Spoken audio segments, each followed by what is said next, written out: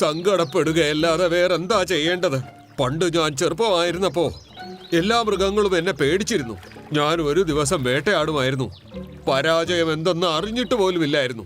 പക്ഷെ ഇപ്പോൾ എനിക്ക് ചെറിയൊരു മുയലിനെ പോലും വേട്ടയാടാൻ കഴിയുന്നില്ല. ഇത് കേട്ട് ടീനു പക്ഷിക്ക് വളരെയധികം കരുണ തോന്നി. പിന്നെ അവൾ പറഞ്ഞു, നിങ്ങളുടെ പ്രശ്നത്തിന് പരിഹാരം ഞാൻ കണ്ടെത്തും. ഇത് പറഞ്ഞ് ദയാലുവായ പക്ഷി എവിടേക്കോ പറന്നുപോയി. ഈ പക്ഷി എന്റെ പ്രശ്നത്തിന് പരിഹാരം കണ്ടെത്തുമോ? ഇതും പറഞ്ഞ് ഷേർ സിംഗ് ഒരുതരം ചിരിയോടെ തന്റെ ഗുഹയെ ലക്ഷ്യമാക്കി നടന്നു. ദയാലുവായ പക്ഷി ഒരുപാട് മുകളിലേക്ക് പോയി. പിന്നെ ഒരു സ്ഥലത്തെത്തിച്ചേർന്നു. അവിടെ മേഘങ്ങൾക്ക് മുകളിൽ ഒരു മാലാഖ ഇരിക്കുന്നുണ്ടായിരുന്നു. ഓ ടീനു പക്ഷി, നിങ്ങൾ ഇവിടെ? നീലിമാലാഖേ, നിങ്ങൾ എന്റെ ദയ കണ്ടിട്ട് എനിക്കൊരു വരം തരാമെന്ന് വാക്ക് പറഞ്ഞിട്ടില്ലേ?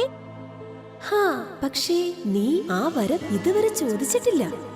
ആ വരം ഞാൻ ഇന്ന് ചോദിക്കുന്നു. നിങ്ങൾക്കത് ഇപ്പോൾ തരാൻ പറ്റുമോ? എന്തുകൊണ്ടില്ല, ചോദിക്കൂ. ഞങ്ങളുടെ കാട്ടിൽ ഒരു സിംഹം താമസിക്കുന്നുണ്ട്. അവൻ വയസ്സായത് മുതൽ അവന്റെ കാര്യങ്ങളെല്ലാം ചെയ്യുന്നതിനും തന്റെ ഭക്ഷണത്തിന്റെ കാര്യങ്ങൾ നോക്കുന്നതിനും വളരെ പ്രയാസം അനുഭവിക്കുകയാണ്. മാലാഖ കുറച്ച് ചിന്തിച്ചു. എന്നിട്ട് പറഞ്ഞു, ഇതെല്ലാം വിധിയുടെ വിളയാട്ടമാണ്. കുട്ടിക്കാലവും യൗവനവും കണ്ടത് അയാൾ വാർദ്ധക്യവും കാണേണ്ടതായി വരും.